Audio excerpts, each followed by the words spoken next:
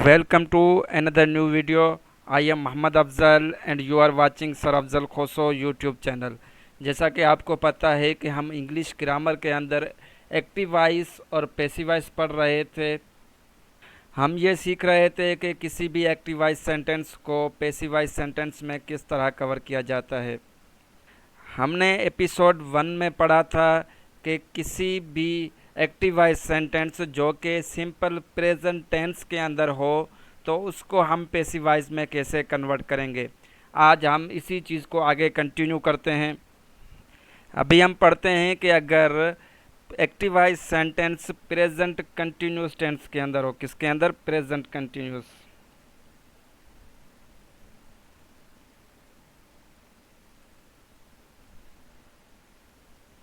अगर कोई भी एक्टिव वॉइस सेंटेंस जो है किसके अंदर हो? प्रेजेंट कंटिन्यूअस टेंस के अंदर हो तो उसको जो उसकी स्ट्रक्चर होगी वो होगी, सबसे पहले सब्जेक्ट आएगा। सब्जेक्ट के बाद हम हेल्पिंग वर्ब इस्तेमाल करेंगे, या इज़ या एम या आर। उसके बाद हम जो है वर्ब की फोर्थ फॉर्म का इस्तेमाल करेंगे जो कि आईएनजी वाली फॉर्म होती है, और उसके बाद हम कोई ऑब्जेक्ट लगाएंगे। ये स्ट्रक्चर होती है प्रेजेंट कंटिन्यूअस टेंस के अंदर जब कोई हम एक्टिव वॉइस सेंटेंस लिखते हैं उसकी। जब इसी एक्टिव वॉइस सेंटेंस को मैं यहाँ पर लिख देता हूँ कि एक्टिव वॉइस सेंटेंस की स्ट्रक्चर है एक्टिव वॉइस। हम इसी एक्टिव वॉइस सेंटेंस को जब हम पैसिव वॉइस में कन्वर्ट करेंगे तो यही स्ट्रक्चर जो है कैसे हो जाएगी? सबसे पहले, क्योंकि हम जब एक्टिव वॉइस सेंटेंस को पैसिव वॉइस में कन्वर्ट करते हैं तो जो ऑब्जेक्ट होता है वो सबसे पहले आ जाता है, वो ऑब्जेक्ट सब्जेक्ट वाली जगह पर आ जाता है। तो सबसे पहले ऑब्जेक्ट आ जाएगा। ऑब्जेक्ट के बाद हेल्पिंग वर्ब हमें लगाने होंगे। क्या लगाने होंगे? Helping verb. या तो हम इज़ लगाएंगे, या एम लगाएंगे, या आर लगाएंगे। ठीक है, यहाँ तक समझ आ गया। उसके बाद हमें एक वर्ड यूज़ करना पड़ेगा, बीइंग। क्या यूज़ करना पड़ेगा? Word being. उसके बाद हमें वर्ब की कौन सी फॉर्म लगानी पड़ेगी? वर्ब की थर्ड फॉर्म। कौन सी फॉर्म लगानी पड़ेगी? वर्ब की थर्ड फॉर्म। प्लस में हमें एक और वर्ड इस्तेमाल करना पड़ेगा, बाय। क्या करना पड़ेगा? बाय। और लास्ट में हम सब्जेक्ट लगा देंगे। तो यही ऊपर वाली जो एक्टिव वॉइस सेंटेंस है, जो स्ट्रक्चर है, उसकी जो पैसिव वॉइस में जब हम कन्वर्ट करेंगे तो इसकी स्ट्रक्चर कुछ इस तरह से बन जाएगी। सबसे पहले ऑब्जेक्ट आ जाएगा, उसके बाद हम हेल्पिंग वर्ब इस्तेमाल करेंगे, या तो इज़, या तो एम, या तो आर। उसके बाद हम वर्ड इस्तेमाल करेंगे बीइंग। उसके बाद वर्ब की जो मेन वर्ब हमारा होगा उधर हम वर्ब की थर्ड फॉर्म इस्तेमाल करेंगे। उसके बाद बाय वर्ड इस्तेमाल करेंगे और लास्ट में हम सब्जेक्ट लगा देंगे। मैं कोई एग्जांपल देकर आपको समझाने की कोशिश करता हूँ, इसको मैं पहले क्लियर कर लूँ। अगर मैं एग्जांपल लिखूँ, शी इज़ सिंगिंग, पेन थोड़ा सही काम नहीं कर रही है, आप इस चीज़ को इग्नोर करना। She is singing a sweet song.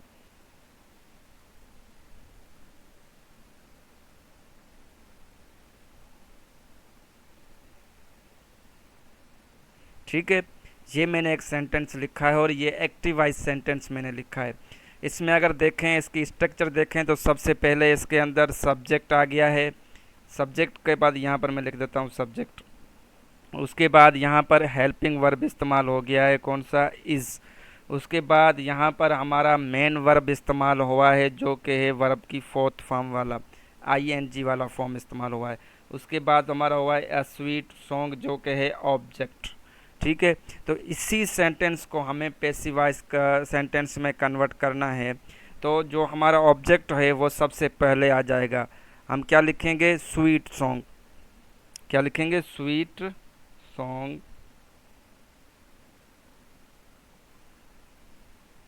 ठीक है, सब जो हमारा ऑब्जेक्ट था वो सब्जेक्ट वाली जगह पर आ गया।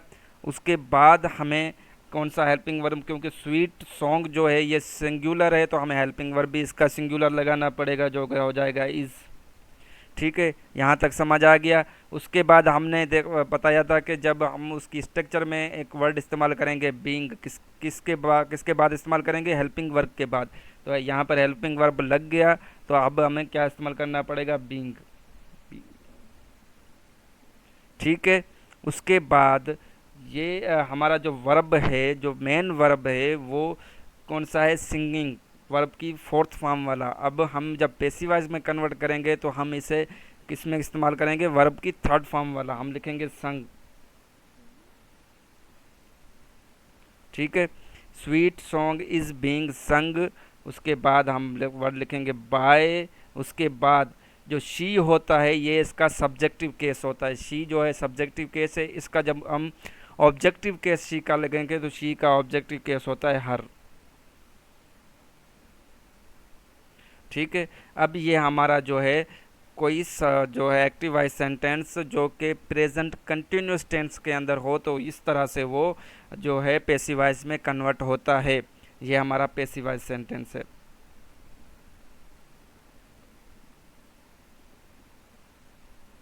ठीक है, अब समझ आ गया। मैं एक और एग्जांपल दे के आपको चीज़ें क्लियर करवाता हूँ। मैं यहाँ पर एग्जांपल लिखता हूँ या सेंटेंस लिखता हूँ, ही इज़